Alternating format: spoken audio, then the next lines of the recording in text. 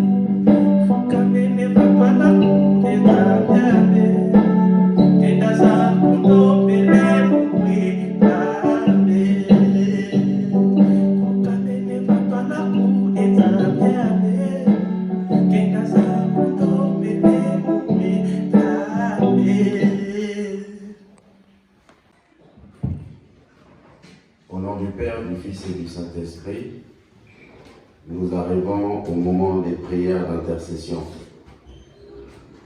Pour ce faire, nous allons rappeler la chose suivante. Tangu tobengisa makanati na mabondeli ya bato misato, jeune, maman, papa, esengeli totalisaka na tata Nzambe bapasi oyo etali bakategorie wana. Parce que biso nyonso tozalaka na badifficulté, bana bajeune, bamama na batata. Donc bato tokobenga esengeli bolela bapasi oyo etali bakategorie wana. Tobengi mpona bajeune kuna na Koreki, tobengi mama Binsangu Stofen aya mpona bajeune. Tobeleli kuna pe na mama na jeteki mama Mwilu aleka alela pasi ya bamama. Pe tobengi kuna na Apaki, tobengi papa catéchiste, papa Bakaradia Michel aleka poete alela na tina bapasi ya batata.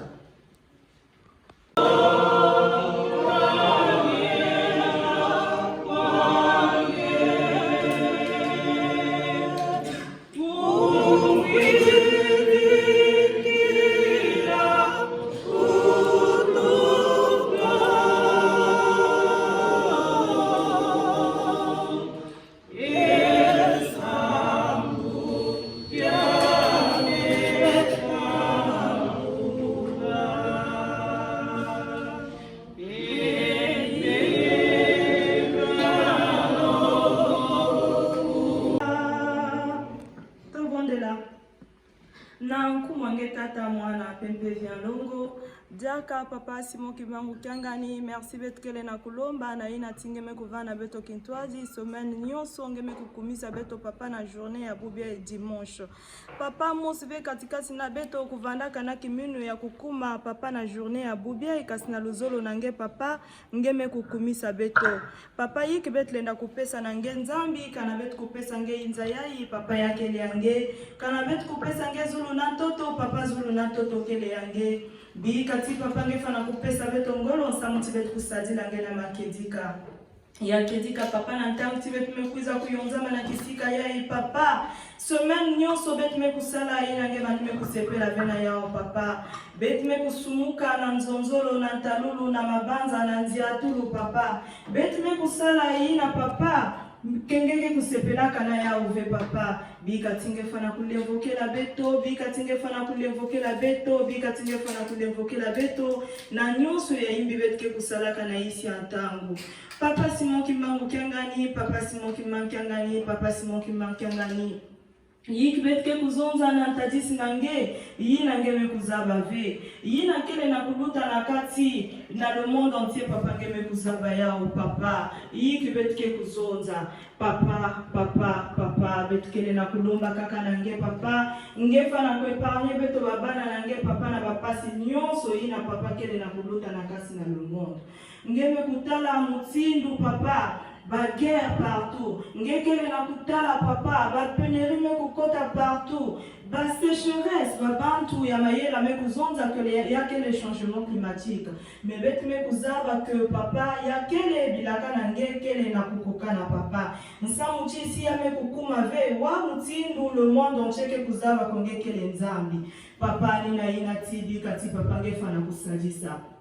Papa yiki betke kuzonza na tadisi nange. Bet me kulakisa nge papa la jeunesse. Nge me kuzaba mapasi nyonso ina papa kele na kukwamisa la jeunesse. Beto ba jeune santu na beto bet kusala bisalu nange papa kasi pasi.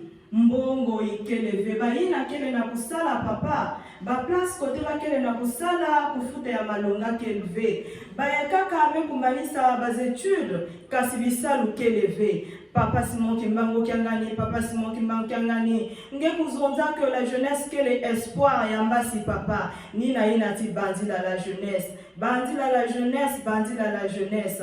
Bayaka kape papa me kukwela kasi bamabuta keleve papa bika tingefa na kusala ya talo katikati na bao papa bayaka kanzatu bakukwela kasimbongo keleve papa Simon Kimbangu Kyanga bika tingefa na kubanzila bao papa yiki betke kuzonza samna la jeunesse papa ngeme kuzonza kubetkele na dernier virage papa kasi mutantu peme kutela mananganzi yani mekubasisa bamambo ya mutindu na mutindu yani mekubasisa bamikemo ya mutindu na mutindu papa Simon Kimbangu Kyanga papa Simon Kimbangu Kyanga bika tingefa na kusiamisa kiminu na beto papa nsamu ziwe tukwenda vena mupepe ya mutantu satana papa bika tingefa na kutuna yange ya mtatu katikati na beto papa nsamu ziwe tukubwave papa Simon Kimbangu Kyanga yikibetke kuzonza na tadisi nange banti la ba jeune papa bika ti papa ngefa na kusala ya mtatu katikati na ba jeune nsamu tingeke kusala na ba jeune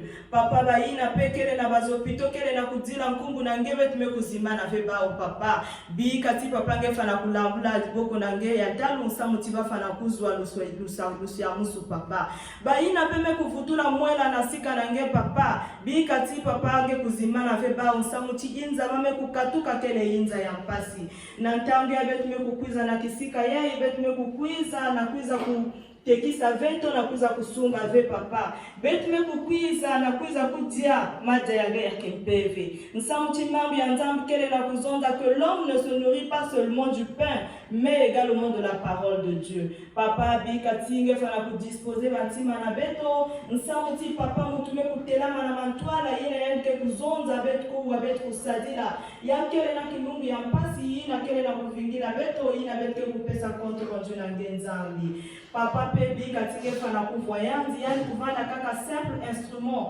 bika ti papa ngefa na kuvoyanzi utiliser yanzi samti na ke kubasika na inwa na yanzi ya kupesa beto luvuluzu papa Simon Kimbangu Kyanga début pe fin ya programme papa na maboko na ngeve tumekupesa yao baina mekukubama nsamu ti bakukuma na kisika yai tekela na matola na bangu konto give na manima konto protecteur nyonso na maboko na ngeve tumekuyekola yao na kumwange tata mwana pepe vya longo oi sumwa na wonwa bino satabule nzabe tata mwana tata mulimo santo nzambe na biso papa biso lokelo nzambe na biso papa Dalunga na Kyangani nzambe na biso papa Simon Kimbangu papa gangenda kontima bino misato ngomoko na papa Simon Kimbangu Kyangani mulimo santo papa yamba kosengi na sengi na mulimbi simpamba tena zali mwasina masumu akwate obela komona ngabule etango langa mokona mokole osipesaka yo nzambe na ngai te na oyebisa kosolo papa limbisa po ete osi na oyowa libondeli na ngai mpe ya bandeko na ngai yawe nzambe na ngai ya mibale tozongisi merci bolingo munene kati na biso bato mabe papa yobateli biso poso mobimba tozalaki kosala oyo elingaki biso baso elingaki nzambe na biso te kasi na bolingo mpe mawana yo okomisi biso na mokolo ya monene oyo tomaki ngongo na abule papa lokompe nkembo ezoga epa na yo yawe nzambe na ngai na koloba kosenga na ngongo ngai na problème mpona kolela na ntina bamama mokili mobimba nga nazali nani papa nazali na songo pamba te nakoka te nakoka te papa na basi nyonso mokili ngai nazali mwasa mabe koleka nzambe na ngai kasi yo utakala osalelaka api na bato papa petola ngai po toyoka libondeli na ngai yawe nzambe na ngai na ngongo biso bamama tokabwana bitene ebele mingi bakangami na kati na opito na ntina na pasi na nzoto bazali kobelaka yo nzambe na biso loboko na yo nguya elekeki na kosimba mama moko bamosusu mpe bakangami na basi ya bamai na bolingo moyinisa ata na kasi ya yo nzambe te pamba te yo nzambe osala biso po biso tonokama te papa esika ozanga komona eza te lekoki na kokangola bamama wana ndambo bamama nde biso toye na isinkolo papa toye mpe na bapasi na biso ndenge na ndenge na mikumba na biso ndenge na ndenge na kati na mabota na biso kini eza te na kati na misala na biso kini eza te bisika tovandi kini eza te papa tosengi kaka mawa na yo papa biso bamama otakala yo osalaka kati na biso papa Simon Kimbangu yo otindaki mama mbula mpe kalonga liboso na kati na mama mwilu nde lingomba lelo emonani kati na mokili soko opesaki engula wana te papa lelo mpasi ezali na ntina nati ntango lelo yo papa oza kosala na biso bamama kasi tala biso bamama nde tozali kolokwana tala biso bamama nde bazali koboma biso bamama toko biloko pamba na mokili papa respect ezali sur te nzambe na biso mama mwili malaki abwama yokimeki pembe na papa poki kozala molobeli mpona biso lobela biso kote papa salisa biso apesa biso makasi po tosala mosala na ye alobi akosala na biso bamama tozali misala biso bamama tozali mabota biso bamama tozali mabala baye bazwaki mabala mazali kopanzana nyonso wana ezali pasi ezali maladi impossible epa na yo nzambe ezali te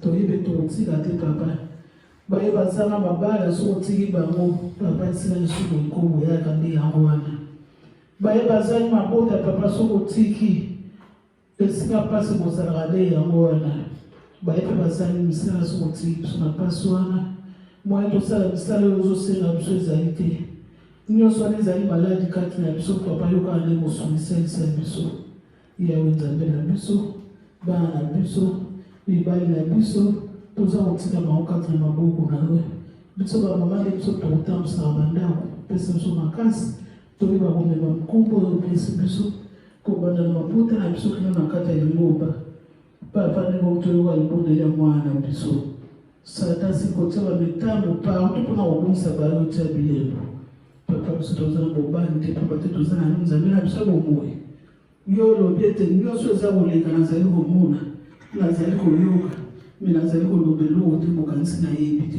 toyebi ete yo oyebi papa toyebi ete yo kotika biso mpe te parceke yo osalaka ate ya biso yo olobaki na biso topesa confiance papa toza kopesa confiance malgré mabungi na biso kanisi na biso ata mwa moke oyo tozomela kosalelo pesa biso na ezali biso na bonzoto mpe na milimo na biso totiki mokolo nyonso na maboko na yo yotambusa biso kotala te biso tomitambusa ebandi ya programe na biso kino tokosukisa yango yo moko ozwa direction na kombo na yo tata mwana mpe tata molimo santo tokosengela unazora kwange se mwane mwandavelela nzambe tomu na mazulu mfumu wetu Yesu Kristo mvulizanza tata Simon Kimbangu nzambe mwandavelela tuizili bantalisi aku yantete mvutula funde funda la matondo mwanzo matuvandila nampe mzola kutuzolanga tukezili bonzo bafwa ngayo tukebele mpimpa mvimba tusikamase mukia unu mukia tukine tutombokele mukuzasanisi nange wanzambe yetu kitu helilomba kwange ya kondoloza ya karibu na nzambe kutukatalombele kwange eze nisakuzisa onzo talampasi na mza ma foi imbevo nzingu catastrophe naturelle mambo mpila kondo kwa zayange nzambe yetu mpasi zetu zitawokila wiza nzambe yetu wasomane mkiaku nzaya kuzaya ya kusalila basi batabaka mpimbamu tala betu batata basi na yetu papa eze surtout beto tona mutiza ndako babingi bakondolo isalo bakondolo kanda boyi tulingisalila salo kya papa vumamini motukondolo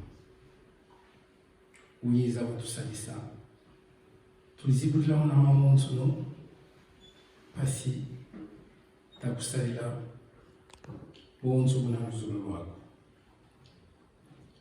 katuna mafwana ko papa katinza tuna ina mpasi tontoloza mbila mbila uiza wasimba ntima mieto siamisa kwikulu wetu tala mfumu wetu libundu wena una mpanza braza vila bika papa mbikibeni watu alisa mwana mawonzo.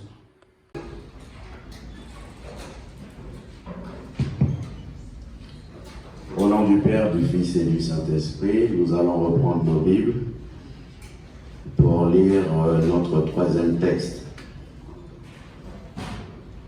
Nous l'avons tiré dans le livre de Jérémie, au chapitre 1, et nous allons lire simplement un seul verset.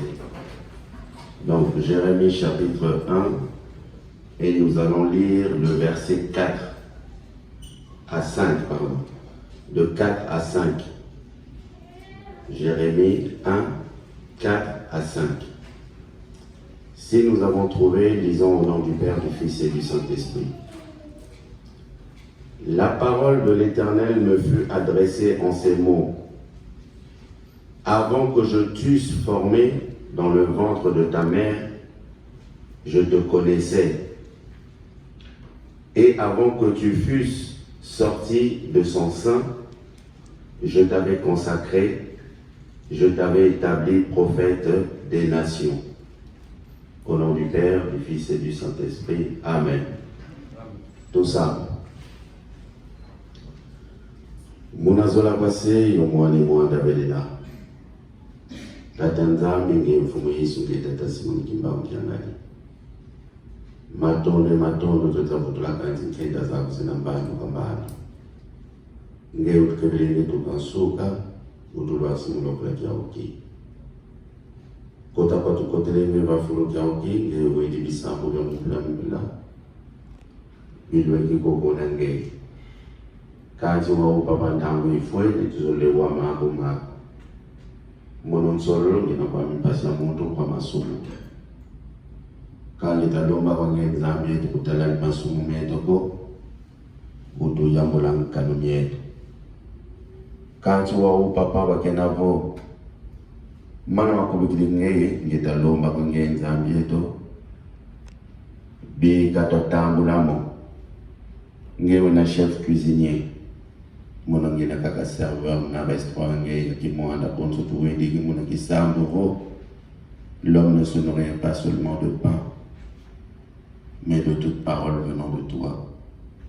Et de l'homme d'armée ton tango ifweni, bika salukiaku, kiavanga mabonsonge uzola ngadio, et nsambolo kumutu lombe biki basiki la mubeto, tukawawu kino kwa ilengu, munazola kwa se mwani mwanda vedela. Amen.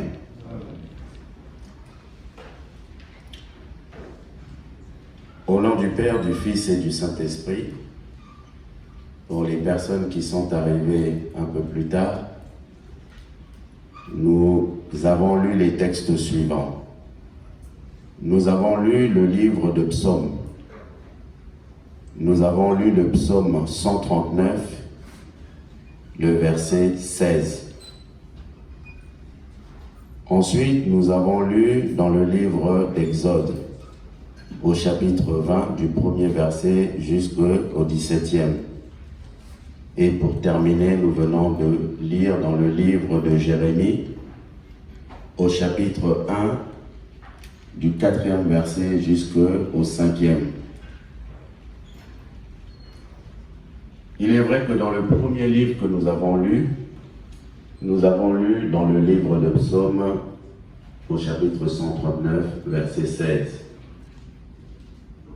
Pour ceux qui n'ont pas de Bible, vous allez permettre que je fasse une petite relecture, puisque c'est un petit verset seulement. Quand je n'étais qu'une masse informe, tes yeux me voyaient.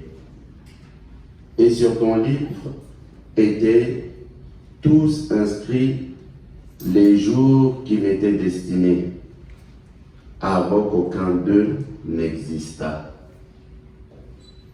Je pense que nous avons bien écouté le texte. Mais je vous avais invité à lire tout le chapitre pour une meilleure compréhension. Si nous avons extrait juste cette petite phrase, je pense que Ba'o Bazaraka Namayele Otozangakate. Bao Tozana Mayele, aussitôt, peut-être, nous pouvons tout de suite se poser la question, ou voir même de quoi il peut s'agir aujourd'hui. Ou du moins le texte. dont nous faisons référence, vers quoi il nous dirige. Avant même que je commence ça, nous savons que les psaumes, ce sont des cantiques qui avaient été chantés par nos aïeux, dans Bao Baleka Kikala. Mais biso, nakosenga 2 minutes, tokosenga pona mukolo mwalelo. Ndenge papa Nzako, comme il nous disait souvent, il nous dit souvent d'ailleurs, loba ya kala, loba ya sika.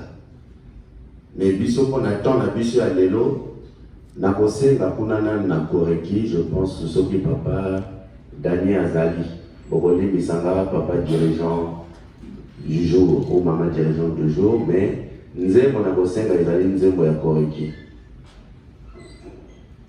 Pour tout l'ango appui, pour avoir appui sur ce morceau. Et ce morceau dit quoi? C'est Kuzulu kwa meyakala, ngewa pila babanza, Kantita tuket.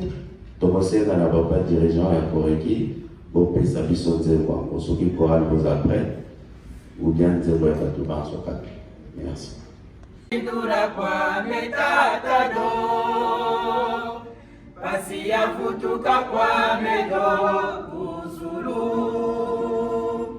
Vonginu die funu kame ya kala Kuzulu. Fuku ye mwiki tanga kame kidadanga. Katikize kufumu posi ya futuka. Yenzangame ungidura kwa metata do. Pasi ya futuka kwa medo Kuzulu. Yenzangame ungidura kwa metata do. Pasi ya futuka kwa medo Kuzulu.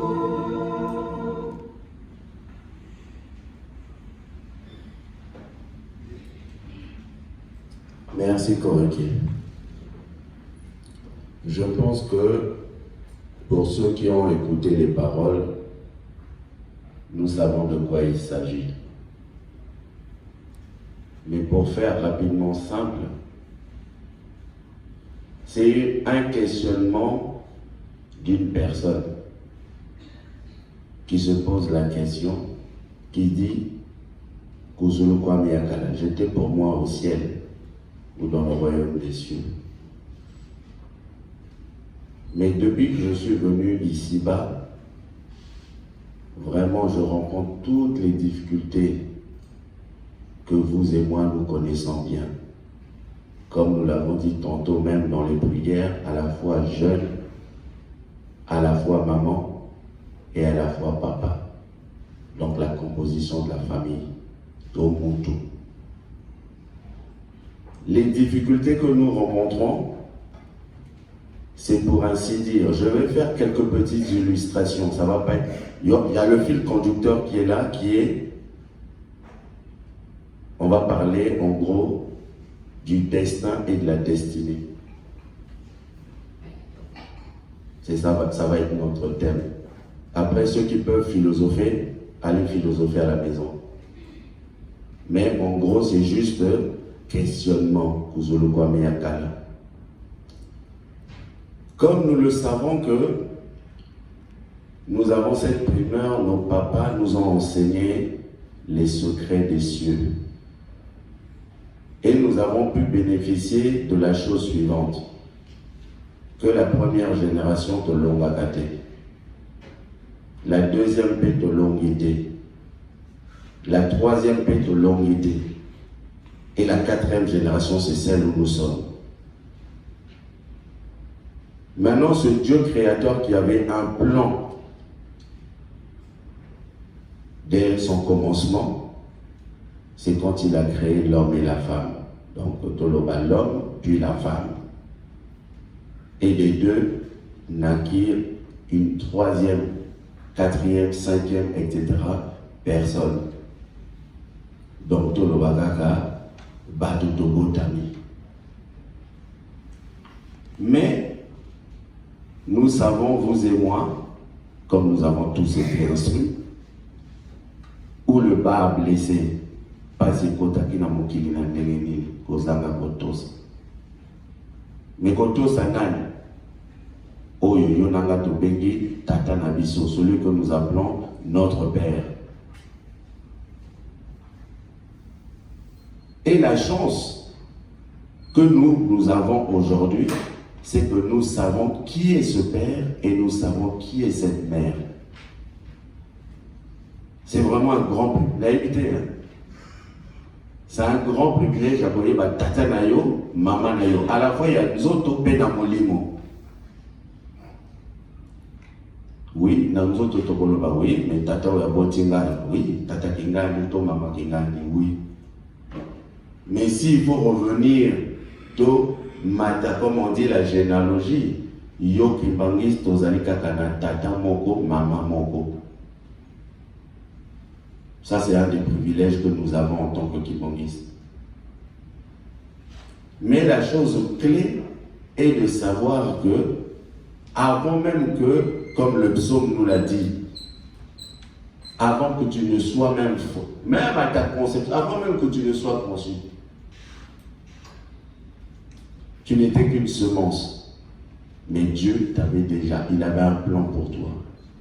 Mais le plan wana soki totali des bandits ndengeni. Ce plan, il a commencé dans ce royaume céleste. Donc, ton lobby première, deuxième, troisième, quatrième. Je fais ce mon cours. Première, deuxième, troisième, quatrième génération du Otozali. Donc, la première, ce que l'homme a quitté, Tango Keguna, et Sika Tokendaka, Ozaki Napasi. Totozaki Napasi. Nakanisi Banzembo, Oye Yemamiawa, puisqu'on a l'Andengaba, Tozaka na classe, Motofala, Namanana. J'ai suivi toutes les chansons qui sont déroulées ici. Mais au fur et à mesure qu'on les entonnait, je notais, puisque il faut être toujours prêt à écouter. Là où le Seigneur veut te guider pour qu'il t'instruise. Et j'ai noté, moi, 3 chansons qui rejoignent la prédication de ce jour. La première, toutes, il y en a beaucoup, hein, mais en gros, c'est celle que GTK a chantée au premier tour, ou dont j'ai noté juste vraiment le titre. Nzambe Yokangai na beleli na kosengaka bino moko boyebi nzembo boyebi. Mais bino ba GTK nzembo boyebi botonga la maloba na bino bokanisa ngo malamu.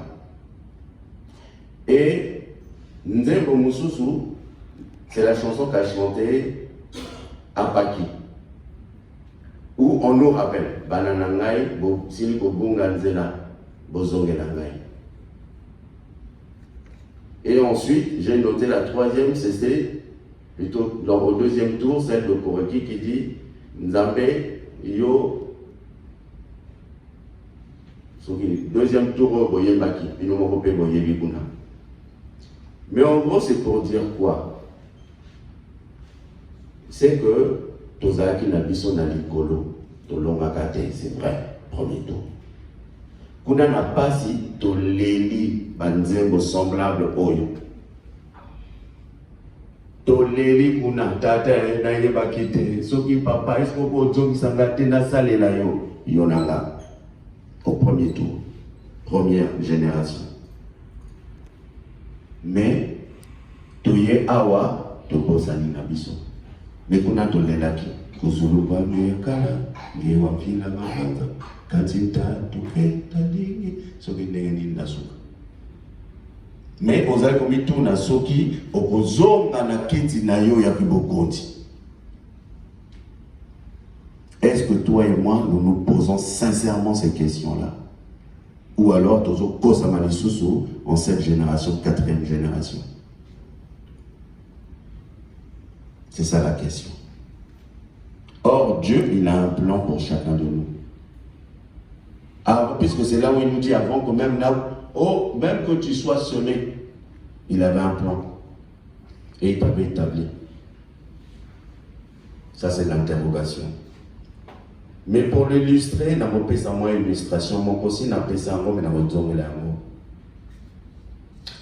Vous comme moi, sauf Totunani Awa, qui a le souvenir de sa vie intra-utérine ici? Personne. Moutouazate. Sauf Azali, Nzamba Komisa. Mais je pense que dans ce ventre où nous étions, de nos mamans, nous vivions. Tous les qui n'avaient tous les mots, mais voilà les mots, maman, c'est bon. Nous vivions, nous jouions, nous faisons vraiment toutes les cabrioles possibles. Vraiment, tout. Nous avions la vie, nous vivions. Mais personne de vous à moi n'a souvenir de cela. Mais s'il était permis que l'enfant puisse parler, nous aurons une multitude de questions. Les cas où on a Satan, une multitude de questions. Parmi les questions, où suis-je, que fais-je là? J'entends des rires dehors, des pleurs, tout ça, tout. Mais s'il était permis aussi qu'on nous donne la réponse, on nous dirait, mais oui. Déjà, tu es dans le ventre de ta mère. Et là, tu dirais, mais c'est quoi une mère, c'est quoi un père?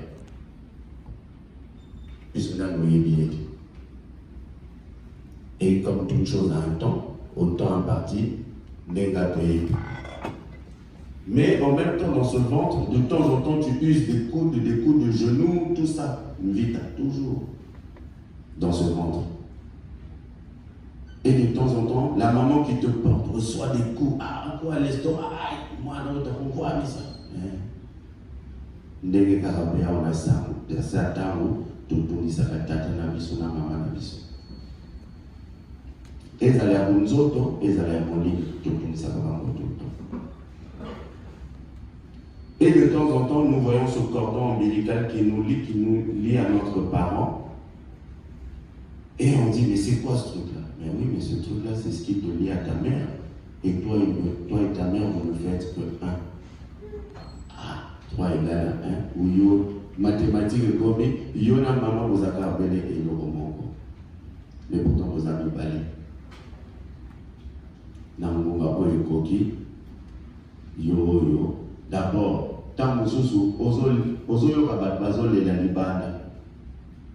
Tant que ozoyo kabat bazo seka, bazo sepela. Tu te dis, mais c'est quoi ce brouhaha dehors là? Oh non, ce sont tes aînés. Autant parti au Guinée. Et là te voilà, 9 mois plus tard, 7 mois, peu importe le temps imparti. Ouais, on va dire au gaga. Et là, tu te retrouves face à papa, à maman, tu te dis, tiens, peut-être ce qu'il est commis, solo et le cas. Au moni papa, au moni maman. Mais quand on a ça, au moni abisso, militung ici, kaka, donc au mona kaka, va question, et ici la gâte. Mais la même voix te dit, oh, mais yo, viens pas au Kananga, mais toi, tu es terrible.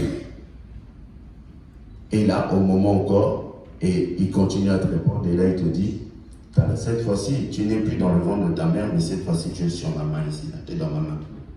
Et quand tu as tempêté. Et là tu dis, mais d'abord, qui tu es? Yo, Zana Lipo, Ose le Mananga, Ozana Lipo Konanga. Et là, effectivement, celui-là se révèle à toi, et il te dit, quand tu as tempêté. Au moment, quand tu étais avec ta mère, le lien, c'était le cordon ombilical. Mais ça, cette fois-ci, c'est ça. Le souffle. Donc, on tient parce que ceux qui n'ont pas bédiango, on l'a pour de bon. Donc, on tient mais or, yonanga, l'élo na tongo putu, on l'a fungi kito. Mais tant que nous avons ce réflexe-là. On dit misanga. On a là les kito. Gratuitement. Mais est-ce que es-tu reconnaissant envers celui-là même?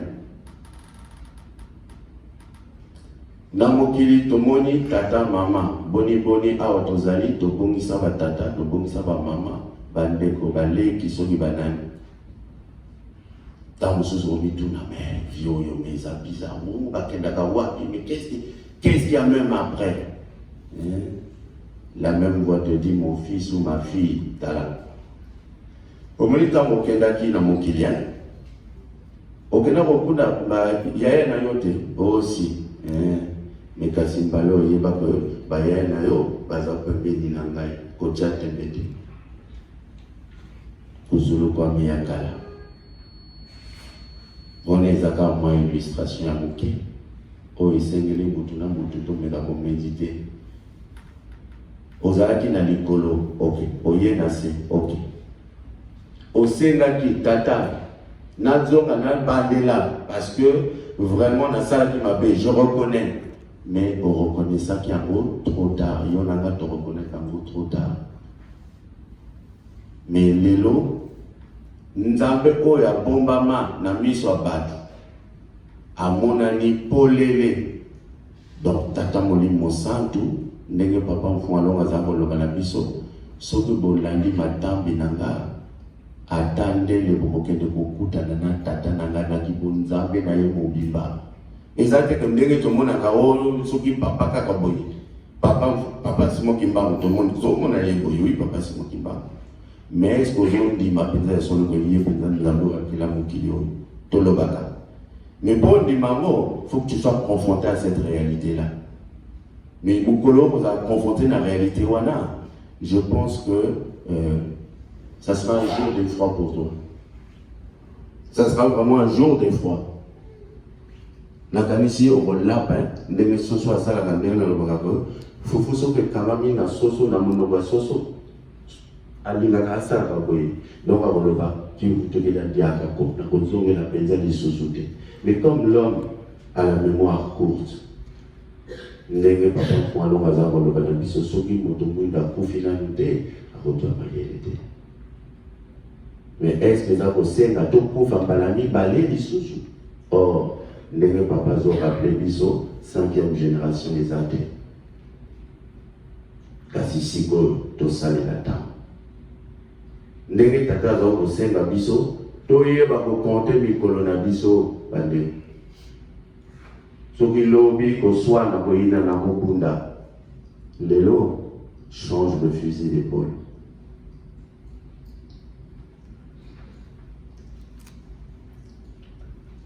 ndenge wana tolobi na ntina ya psaume illustration on a ici avant que tu sois même formé tata yebaki mais oye kokota yango kasi na ntina mobeko tokolobelaka boye honore ton père et ta mère. Honore ton père et ta mère afin que tes jours se prolongent dans le pays que je te donne. Mais pour honorer na tata na yo, oui, oya bunzoto, oui. Mais surtout oya molimo parce que yende moto azali na bomo ya seko na yo. Niti na oya zoloba. Tose na pepa na ye que nous apprenons à compter le jour de nos vies. Totuna ndeza balobaka soko boni oyeba na nzambe azali nani botuna bato oyo balekaki na nzela wana oyo bamonaki pasi wana. Mais malheureusement bazwaka chance mingi te bango nyonso tu te mpo baya kotalisa biso oyo ezalaka de l'autre côté. Mais ata na mwa moke oyo yo na nga toyebi oyo toyokaka. Mais à un moment donné, faisons une introspection. Bisomoko vanda mitala nga tata vraiment nazaki na ngana likolo oui mais pasi oyo nazomona nabota maka na pasi nazokola na pasi mais papa nakufa pe lisusu na pasi vraiment donc soki yango ka penda papa olakelaki nga nazomona ntina bomoi te. Sincèrement, personnellement, je ne vois pas quel est l'intérêt de la vie alors. Mais le Seigneur veut, et comme nous le dit, honore ton père et ta mère. Et nous savons ce qu'il a destiné pour nous, c'est quoi? Et c'est maintenant ce fameux plan. Or, nous savons que le destin, puisque notez que moi, ma réflexion n'est qu'à des années. Beaucoup disent que, oh, prédestiné. Bon, chacun dira ce qu'il voudra.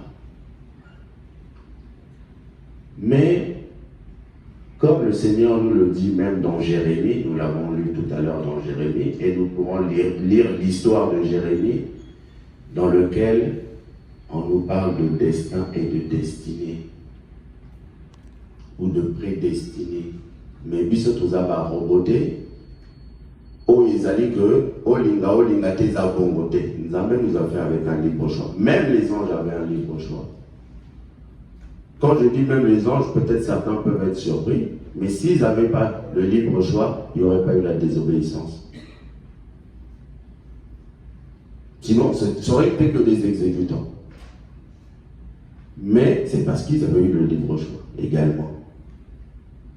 Comme nous aussi, nous avons ce libre choix. Mais ce libre choix nous conduit à des causes et à des effets. Mais ce libre choix-là, c'est là où le Seigneur nous rappelle dans le livre de Jérémie, quand nous venons de lire que le Seigneur nous dit « La parole de l'Éternel me fut adressée en ces mots. » Donc là, c'est Jérémie. Avant que je t'eusse formé dans le ventre de ta mère, je te connaissais. Et avant que tu fusses sorti de son sein, je t'avais consacré, je t'avais établi prophète des nations. Botala, plan o nzabaza ki na ngopona ye. Bon, maintenant yo mituna plan nini o nzabaza na ngopona yo. Net nga na mituna pona nga papa Alexis. Posoki na mitali na botama. Ba kolisinga, ba teyinga. Mais na kibumwana na kalisi biso nyonso tu. Soki natali nano tetu ya liboso ngai. Parce que na ndako nanga naza kotosa baboti te. Naza kolinga kosala po nazaki na koposa kosala. C'est comme quelqu'un qui veut expérimenter sa vie. Mais nzokande, c'est en rencontrant des circonstances données oyo kosala esalaki que ezongisanga na sikoyo na nzela ya tata Nzambe. Tozolanda biso nyonso tute malamu ngai yabo. Mais tozala nzela. Mais dans nzela wana tata alobi, je suis le chemin, la vérité et la vie. Solo ezali ngai, bomoi na yo ezali ngai. Donc soki olingo bika landanga, mais kasi sala o naza kosenga yo. Kasi yo nanga sikoyo. Tomituna olandaka nani tozala kati ya lingomba toyaka tous les dimanches na boyi te, mais yalanda avec une conviction et landa par mimétisme ou suivisme. Ozoyeba te esika ozokende nitina po balobi destin na destiné. Destiné toyebi que ezali eloko oyo tata Nzambe alakelaki mutu soki alongi. Et la carte ni bapesaki ye ezali bomoi ya seko pe eseko ya libela na libela wana nde suka ya likambo ya biso nyonso to ndenge tozali awa. Kasi destin ezali banzela oyo yo kozwa. Et tous les événements, parce que le chemin que tu vas emprunter, tu vas rencontrer, c'est en fonction de tes faits et gestes. Malobana yona oyo salaka. Soit gauche, droite, et avec ça, tu vas subir les conséquences de tes propres choix. Et à partir de là, ce qui au combina passe, parce que biso to le wakakaka, to ton tata Nzambe to komisaka Nzambe kaka, soki tozali na kasi na esengo. Ceux qui m'ont tout les autres de vers, ah, nous avons commis ça, ah, tout ça, ah, ce qui n'est rien. Mais pas si nous, quelqu'un qui est là, au Roloba, mais n'a pas à voir, tant que ce soit, au décourager, tant que ce soit, ou, et belé, par monsieur, ce n'est pas à la cas, car il y a tant que ça n'a pas si, à son épée, c'est pas un temps. Mais ceux qui a 8 mois, pour 8 mois, pour mengo, ceux qui m'ont dit, nous n'avons pas besoin. Donc il y a des catégories. Or, toute chose concourt pour le bien, il y a Nzambe pour bien comme mal. Ce sont des instruments dont Dieu se sert pour nous forger. Or, la promesse qui avait été faite à Jérémie, à l'occurrence, c'était de le consacrer. On l'avait établi prophète et prophète des nations. Or, Makande Zindinga, c'est la même chose au yo-yo qui m'engiste. Au yo-yo, au latin verbion, Nengenga na vali awa, o tata lobi na biso, na elaka na ye, biso toko tambwisa mokili oyo, prophète des nations. Mais est-ce que vous allez prophète ya solo, to vous allez prophète, to vous allez prophète, o bamba mabanga lobi. Parce que le prophète peut pas aller baba. Mais l'histoire, mon canal Nzambe est bien. Tout le monde bat tout le monde là-bas Étienne. Moutou a mis ça. Natata Nzambe. Mais pour le fait d'avoir confessé publiquement sa foi, démontré sa foi, n'a mis sur un bateau. Dieu va commis dans ma banga. Combien de fois ils ont été pourchassés? Nous n'en parlons même pas. Bongo Yodanga, on nous dit qu'on nous a établi prophète des nations. Les lotoye que, avant que Yonanga tozala na mokilio, tozala na likolo, to sengaki, première génération, deuxième, troisième, oya quatrième. Sikoyo. Nunga inunga, toka inunga ko. C'est ça la question. Abo nunga inunga, bwe inungina. Or, botala sikoyo, banzambe bango misatu. Nzambe waza kumona na te. Amimoni si polele, aye alati nzoto. Papa simoki mbango, yonanga ki bongisto yibango malama. Aye abandi. Mais à Salibiso, démonstration mathématique spirituelle, où il s'est subdivisé en trois. Tata, moi, n'a pas tata mon tout le monde va polé. Donc la famille, tata, maman, tout le monde va maman mouilou, papa Simon Kimba. Tout le monde a la démonstration qui est que celui qui a vu mon père a vu, celui qui m'a vu a vu mon père. Tout le monde a une démonstration physique. Boye. Papa Simon Kimbango a boti papa Mfouambanza. Papa Mfouambanza. Donc, yé kakape, aye kobota, tata na ye. Donc, papa Simon Kimbango qui a gagné. Mais ce genre de démonstration, de raisonner en malade, c'est un grand privilège. Mais, que fais-tu de ce privilège? Or, nenge papa, poto kende musikate, nenge papa zakolo banabiso, avoka tunungi niko, buzoba, wapeto kibeni, les ali buzoba na biso moko. Mais nakanisi, tango tobo tamaka, nous apprenons à l'école, nous, nous surtout aux autres connaissance, il y a un monde qui est pour Kolisayo. Bamususu, tu es pour Kola Namolimo, mais Bamususu, bazo Kola Namazot. Donc, ce qui est allé to Kola Namolimo, Nene Tata Zavolo Banabiso, Landa Kaka, Papa Foualon Motazaro Bango, Landa Kaka Matami Nangayen. Ce qui est dans le moli, yotia. Ce qui est dans le lobby, téléma. Au salade. La galerie du sol est belé, tu dois, moi, privilège, voilà, moi, chance, voilà. De manière publique et de manière privée. Bah, oh, bah, tu as chance. Oh, n'a pas là et pas papa. C'est bien.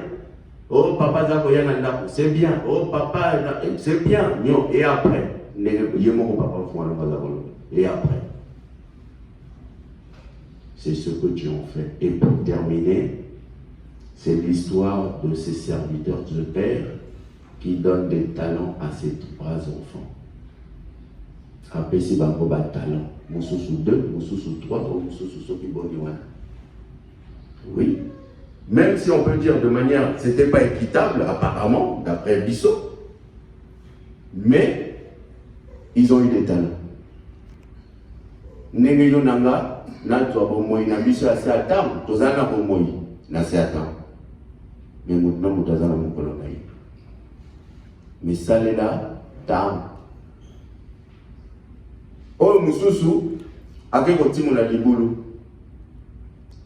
O mususu a fructifiango, o mususu a fructifiango. Mukolo musala yi atoni. O ngana banga ki ya soki nini soki wa bien. Mais o ya bon saka bombuma. Ndeye wana mutu ba gratifiaki. Mais tango boya boyo kaka o ya kana ko timu na libula kundi asali ne lokote ko to ba longola ki na texte boyo ko ba longola ki o azaki na côté. Donc vraiment réduit à zéro.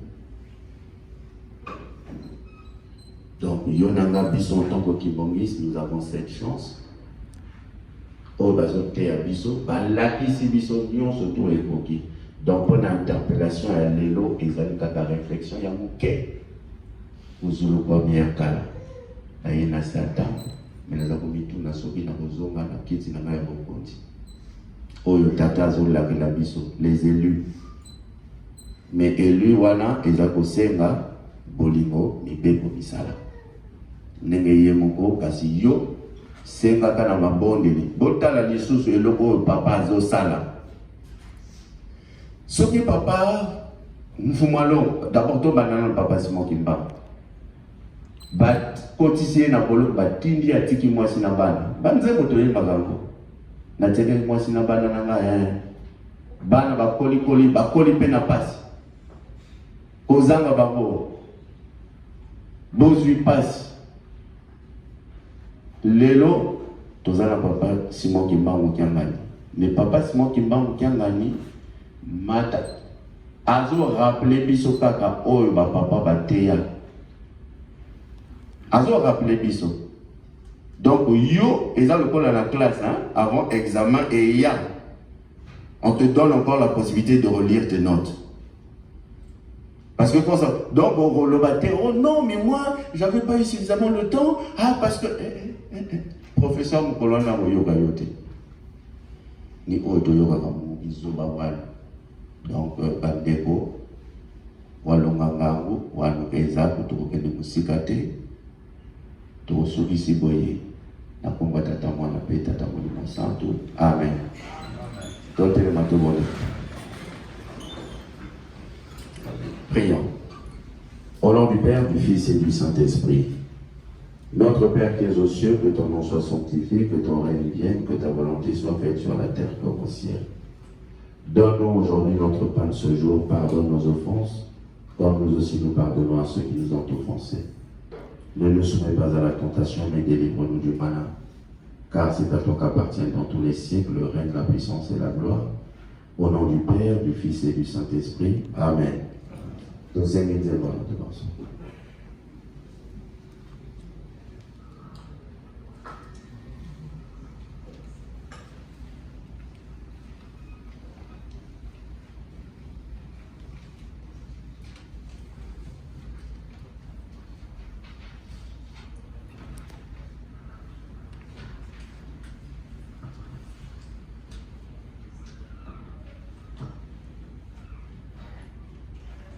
Ngeye usosawe masivi. Ngeye 1, 2. Ngeye usosawe masivi. Mafwa makafura pamona mokwe. Ofo makoka pe mateama. Mungu aisumfulusi.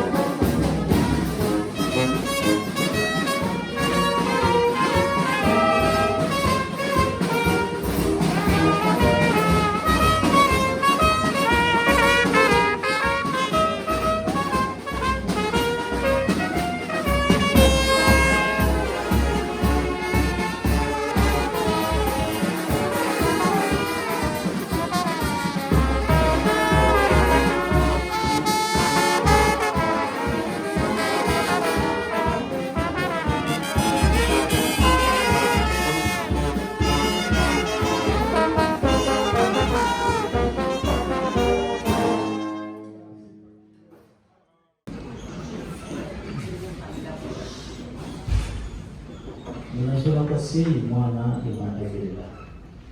Tata Nzambi mfumu Yesu tata sima tuloko. Matendo na mingi tukutele babelo papa. Fuma pijidingi na ndoga za pamba beno vili matia na kimoyo. Mana mitu sadila mpashi difugeto ya mwana ligamalo kwa ngeyo wa Nzambi yetu. Mamingi bila yetu sato papa nge mwishiwili ubisambo be mana mitufuvele. Kuna brother vile kuna kuona Nzambi yetu. Bika lopumba kanda china jekuna. Mukumaja samuwa mpashi uba kuididi. Bika lopumba kanda. Presence no yawe bafana ngolo. Kisalo kyaki tangu za wotu papa inanga obisa ibirako biatira manga tatu sada na kajambo la kako ikapata kale kanda jina manisele mishina kutuku na ulapatikio na tiyo mvutokeno mwana Kinshasa papa ikala sisa kitimbo cha kinene na mabanza Brazil kasijui mzani yenzola pepe afuka beto papa. Tulugenge rendez-vous dimanche prochain basi tujita sala bisala. Eta wapi malori maguma mamoyo. Bika kala film na konso mondo wa futula mna fulani na kakundi langa sobloze la kala ipi na kumbasi maana imanda. Amen. Amen. Toke ni malamu.